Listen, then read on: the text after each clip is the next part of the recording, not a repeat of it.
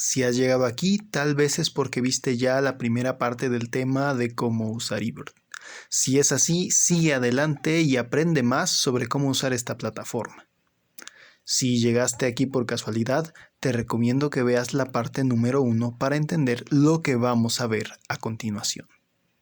Ahora bien, en nuestras listas es muy pero que muy recomendable añadir cuántos individuos de cada especie vimos. Estos datos resultan muy importantes a la hora de usarlos para modelar las distribuciones de las especies y las abundancias.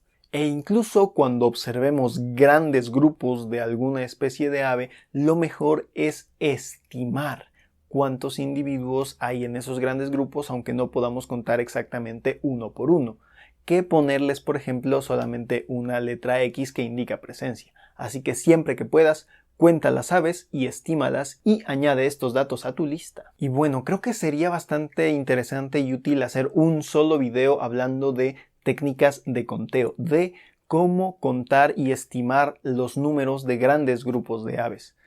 Si a ustedes les interesaría saber más o menos cómo hacerlo y que yo haga un video de eso, por favor déjenmelo en los comentarios. Una vez que ya tenemos toda nuestra lista preparada, ya tenemos todas las especies que vimos con los números de los individuos de cada una, tanto en la app como en la compu, nos sale un letrero casi hasta abajo, casi al final antes de subir la lista a la plataforma y te pone sí o te pone no. Hay listas, como por ejemplo las listas incidentales, donde la única opción por default es poner que no, porque de nuevo en esas listas incidentales tu propósito inicial no era observar aves en ese momento y pues se asume que no estás incluyendo todas las aves que pudiste observar, que solamente estás incluyendo las cosas relevantes, ¿no? Por ejemplo. Y en las listas donde sí hay un esfuerzo invertido, como las estacionarias o las de desplazamiento, tú tienes que decidir si poner sí o poner no. Si por ejemplo tú eres de aquellas personas que evita poner las aves exóticas introducidas como las palomas domésticas o como las cotorras argentinas o no te gustan los anates y no los pones por eso, a fuerza tu respuesta va a tener que ser no, porque no estás incluyendo todas las aves que viste.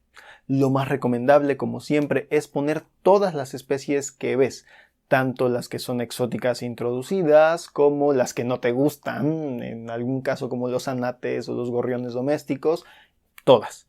Porque estos datos también son importantes para la plataforma. Acuérdate, esto es un proyecto de ciencia ciudadana, no es nomás subir las especies que tú quieres porque se ven bonitas cuando pajareas, sino todas. Así que si subes todas, les pones que sí, y si no, pues le pones que no, pero lo más recomendable es que sí, subas todo lo que ves. También es muy importante entender que cuando vamos a pajarear, no es humanamente posible identificar hasta nivel de especie todos y cada uno de los individuos que vemos en la pajareada. Eso no se puede. Y no hay que sentirse mal por ello, es perfectamente normal que ocurra.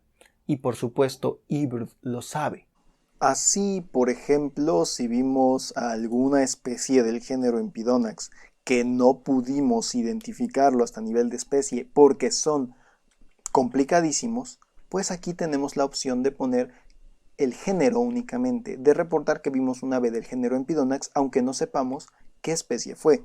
O incluso si ni siquiera pudimos determinar si pertenecía al género Empidonax o pertenecía tal vez al género Contopus porque lo vimos de manera muy rápida, podemos colocar la opción de, hasta aquí abajo en toda la lista de la familia, podemos colocar la opción de que vimos un Tiránide SP, es decir, que vimos un miembro de la familia Tiranidae, pero que no pudimos identificar hasta nivel de especie. Esto es muy importante porque la plataforma asume de manera automática que si el observador ha colocado la identificación hasta nivel de especie en un punto, en una especie, pues es porque esa es la especie que vio, a pesar de que en las notas añadidas el observador diga otra cosa. En una ocasión hace ya varios años un usuario subió una lista de observación de aves en mi estado, en Veracruz, reportando una especie que se llama calandria de dorso amarillo o Icterus crisater. Y cuando yo vi que alguien había reportado esta especie en el estado de Veracruz, me voy para atrás. porque es un ave muy rara dentro del estado que hace años no se le reporta con frecuencia y pues yo lo quería ver, ¿no? Entonces yo ya estaba casi que comprando el pasaje para ir al sitio donde lo habían visto, pero me meto a la lista y veo que hay unos comentarios en la observación que decían, si mal no recuerdo, algo así como: posiblemente sea esta especie, aunque también creemos que puede ser un Icterus gularis. Y cuando yo leí esto, pues me volvió el alma al cuerpo, me comí un bolillo para el susto y ya no fui a buscar al ave. Que a final de cuentas resultó que no era Icterus cristater, sino la otra especie que el usuario proponía en sus notas. En estos casos, por ejemplo, lo conveniente sería, si no llegas a una identificación certera y estás como que, ay, puede ser este, pero también puede ser este, en el caso de, por ejemplo, el género Icterus, poner tu observación dentro de la casilla Icterus SP con algunas notas al respecto de por qué no llegaste a identificarlo, y así evitas, por un lado, que a los observadores de aves de la región les dé ahí el patatús, y por el otro lado también, y mucho más importante, haces que la calidad de tus datos sea mucho mejor para subirlos a la plataforma. Y a veces cuando subimos una lista nos aparece este letrero de aquí que nos indica que una especie es o bien rara para la región donde estamos subiendo la lista, o bien el número de individuos que reportamos para una especie es alto, está fuera de lo normal. Y es entonces cuando la plataforma te requiere para subir estas observaciones que tú agregues un comentario explicando pues cómo es que identificas o cómo es que cuentas este número de individuos. Y ya, una vez que añades el comentario y le das listo, ya puedes subir tu lista sin ningún problema. Pero suele ocurrir que cuando reportas una especie rara y no agregas comentarios relevantes, solamente le pones ahí como perchado en una rama, lo vi bien. En tu bandeja de entrada de correo recibes la visita de unos personajes que son, o más bien somos, los revisores de eBird. Y bueno, a ver, ¿qué hacemos entonces quienes revisamos las observaciones de eBird? Porque de repente hay mucha gente que nos ve así como...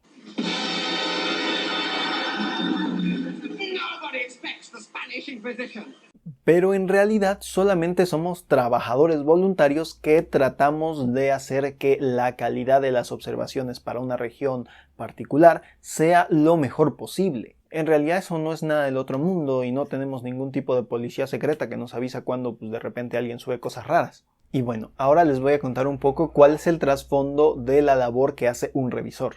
Resulta que para un territorio determinado, en el caso de México, para cada estado de la República, eBird tiene un filtro que determina las especies y los números máximos de tales especies que pueden ser considerados normales a lo largo del año, con las diferencias que tienen que ver entre las aves que son residentes y las que son migratorias, que fluctúan su abundancia a lo largo del tiempo. Por ejemplo, si en el estado de Veracruz tú registras en eBird unas 500 cercetas de alas azules durante el mes de julio, el filtro detecta que este número está rebasando por mucho la cantidad esperada de esa especie de ave para ese mes. Por supuesto, si registras 500 cercetas de alas azules para el mismo estado de Veracruz en el mes de diciembre, el filtro no lo va a detectar como raro porque es perfectamente esperable que un pato migratorio esté invernando en esas cantidades en el estado de Veracruz. También ocurre lo mismo, por ejemplo, si reportas Lophornis helene, un colibrí de selvas tropicales, en el estado de Puebla, en una región árida. Para ese caso, en cualquier momento del año y en cualquier cantidad que reportes esa especie, va a ser señalada como rara porque no es esperada en esa región.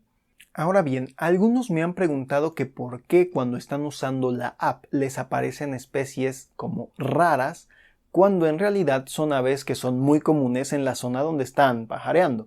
Y la respuesta es muy sencilla, es que esas especies no son raras. Lo que pasa en la app es que a veces tenemos unos puntos de colores junto a cada especie que no nos indican su nivel de rareza necesariamente, es decir, que son consideradas como raras por el filtro de eBird, sino cuánto se ha reportado la especie alrededor del sitio donde tú estás pajareando. Y sobre todo si estás pajareando en una área en donde todavía no hay mucha gente observando aves alrededor, muchas especies que son comunes para la zona te van a salir con estos puntos de colores porque casi nadie las reporta. Pero esto no quiere decir que sean raras para los filtros estatales. Cuando tú reportas en la app una especie rara, Entonces, junto al nombre no te sale solo un puntito, sino que también te sale una letra R mayúscula que te indica que es una especie rara. También otra cosa importante con la app es que si tú haces una lista sin conexión, es decir, sin que la aplicación detecte en qué sitio, en qué localidad estás pajareando, probablemente te vaya a sacar una lista por default de algún sitio de México. Sobre todo de algún sitio del centro de México, casi siempre es como de por Zacatecas o por ahí. Entonces, si tú estás pajareando en la selva, por ejemplo, y estás usando esta lista por default, muchas de las especies que tú estás viendo y que son perfectamente comunes te van a aparecer como raras. Y ya cuando tú pongas la localidad correcta, se van a actualizar los filtros para el sitio donde estás y estas especies raras pues ya no van a aparecer como tal. De modo que si yo reporto algo raro en una lista, no significa necesariamente que esa especie que yo vi o esa cantidad de individuos que yo conté sea imposible que exista en esa zona y en esa fecha. Significa más bien que se sale de los estándares normales esperados para las aves que pueden estar presentes en donde tú estás mandando la lista. Así, cuando los filtros detectan una observación rara, los revisores mandamos un correo a la cuenta que subió esta observación, pues para corroborar que realmente pues se tenga evidencia o se tenga argumentación sobre estos datos poco comunes y comprobar, por ejemplo, que no se trate de un error de dedo a la hora de subir tus datos, es decir, que en vez de 10 hayas puesto 100 por equivocación o te hayas equivocado en el nombre de alguna especie, o que directamente no se trate de alguien que se esté inventando especies. Ay, mira, ¿quién dejó puesto por aquí un Leptodon cayanensis junto a la ciudad de Mérida? ¿Y cuál es la información que nos sirve para corroborar estas observaciones raras? Bueno, pues de inicio puede ser subir fotos o sonidos de la especie rara. Para subir alguna foto en general a eBird desde la computadora, una vez que ya está subida a tu lista, te vas a la pestaña que dice Administrar multimedia y de ahí subes las fotos que necesites para cada una de las especies que lo requieran. Y subir fotos y sonidos en realidad no solo es para las aves raras, tú puedes subir fotos y sonidos de cualquier ave que veas, siempre y cuando subas por supuesto la foto correcta en la especie correcta. Pero a veces suele ocurrir que no pudiste tomar una foto o grabar un audio de esa especie rara, o no pudiste tomar una foto de todo el gran grupo de aves que viste y que el conteo sale demasiado alto para la fecha y la localidad. Es entonces cuando se requiere de que tú argumentes el por qué estás viendo esto que es tan raro. ¿Recuerdan cuando hablamos de las libretas de campo y de lo útil que resulta escribir ahí una descripción de justo lo que estás viendo en ese momento si te parece que es algo fuera de lo común? Pues aquí es donde aplican precisamente estas notas de campo. Aquí es donde necesitamos precisamente una descripción que nos brinde los argumentos necesarios para confirmar que eso que tú estás viendo es lo que realmente dices que estás viendo. Y es muy importante entonces subir comentarios que realmente aporten algo cuando se trata de una especie rara, porque he visto muchos reportes de aves raras en donde los comentarios son simplemente lo vi bien, inconfundible, lo vi a 5 metros. Parado en una rama, alimentándose en el suelo y otras cosas así. Y este tipo de comentarios no sirve de nada, no nos permite saber cómo es que se llegó a la identificación de esa ave que es poco común. Y por consiguiente, este tipo de registros sin evidencia pues desaparecen de la plataforma, no son usados para lo que sirve la plataforma, que es para aportar conocimiento acerca de las aves que estamos observando. Porque, por ejemplo, si tú ves una ave rara y pones parado en una rama, ok, lo mismo puede estar parado en una rama un zanate mexicano que una aguilarpía, y que esté parado en una rama no me dice nada. O comiendo en el suelo. Lo mismo puede estar comiendo en el suelo un ave playera súper extraña, súper rara para México que un pequeño gorrión común. Tampoco me dice nada. Y entonces, ¿qué tipo de comentarios son los que yo debo hacer cuando tengo que argumentar una especie rara? Te estarás preguntando. Bueno, pues son en realidad comentarios muy sencillos. Lo primero es describir lo que viste. ¿Cuáles eran las marcas de campo del ave que tú estabas observando que te ayudaron a identificarla? también si haces bosquejos en campo de una especie rara que no pudiste tomarle foto, también los puedes subir. También es recomendable explicar cómo descartaste especies similares que podrían generar confusión. Cuáles eran los patrones de colores, que la proyección primaria, que el comportamiento, el llamado, todo este tipo de cosas son muy útiles a la hora de argumentar cómo es que descartaste especies similares, junto con la descripción del ave que viste. Y si lo que estás observando no es una especie rara, sino un número alto de individuos, lo importante es explicar la forma en la que los contaste, ¿no? Ya sea si contaste de uno en uno, hasta si contaste por grupos de 5, de 10, de 20, hasta llegar a la estimación total que subiste a la plataforma. Estos son los tipos de comentarios útiles, los tipos de comentarios que aportan información sobre una especie rara. No le pongas, por favor, que lo viste bien a 3 metros nomás. Eso no, por favor. ¿Y por qué es importante todo esto? ¿Por qué hay quienes nos preocupamos de que la calidad de los datos sea lo mejor posible en la plataforma de eBird? Pues muy sencillo, porque estos datos que tú estás subiendo sirven para hacer ciencia y pueden ayudarnos a conocer más sobre distintas especies de aves y a tomar decisiones para su conservación. Resulta que los datos que tú subes a eBird después de pasar por el filtro de los revisores en caso de ser necesario, pues se convierten en una poderosa herramienta. Con cientos de miles de observaciones subidas desde el momento de su creación, la base de datos de eBird se vuelve un enorme repositorio de posibilidades para conocer acerca de los cambios poblacionales de las especies y también de sus movimientos y de los sitios que son importantes para ellas. ¿Recuerdas en la interfaz de eBird la pestaña que dice Ciencia? Pues precisamente para eso es.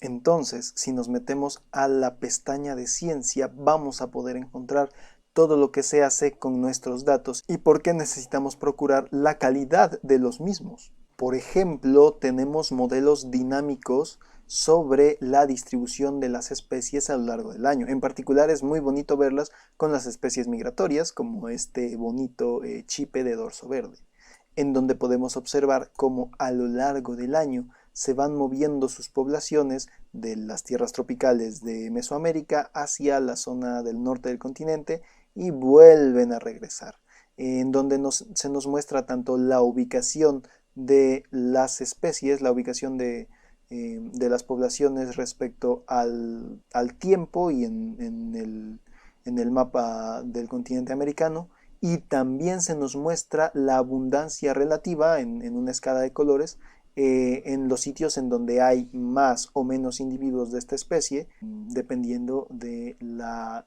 época del año. Y esto es súper interesante y muy bonito de ver, y también es muy útil para pues entender cómo y por dónde se mueven las distintas especies.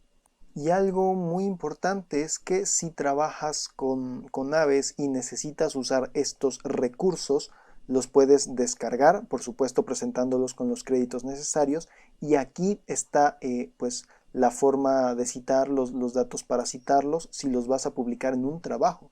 Y eso es muy importante para quienes hacen ciencia, para quienes trabajan en ornitología.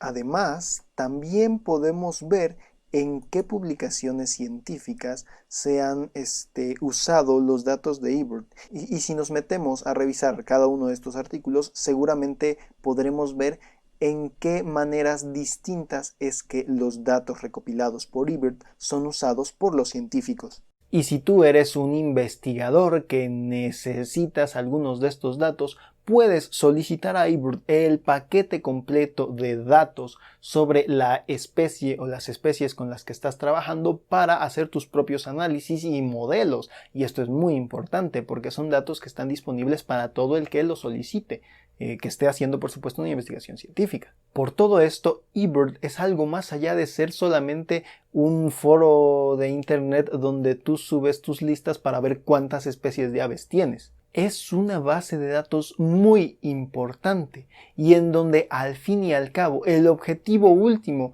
de las observaciones que subimos ahí es precisamente el conocer más acerca de las aves y el ayudar a través de este conocimiento que algunos llaman ciencia ciudadana a poder argumentar y ayudar en algunos casos, cuando sea necesario, a la conservación de estas especies basado en las evidencias que tenemos sobre sus cambios poblacionales. Y con solo esto, para mí, la función de eBird es muy importante y es muy importante que pues mantengamos la calidad en los datos que subimos. Y con todo esto que les digo, a lo mejor piensen ustedes que para mí eBird es perfecto, no tiene ningún defecto ni ningún detalle malo del cual hablar, pero la verdad es que sí. Hay cosas que personalmente no me gustan sobre cómo los usuarios de eBird estamos utilizando la plataforma.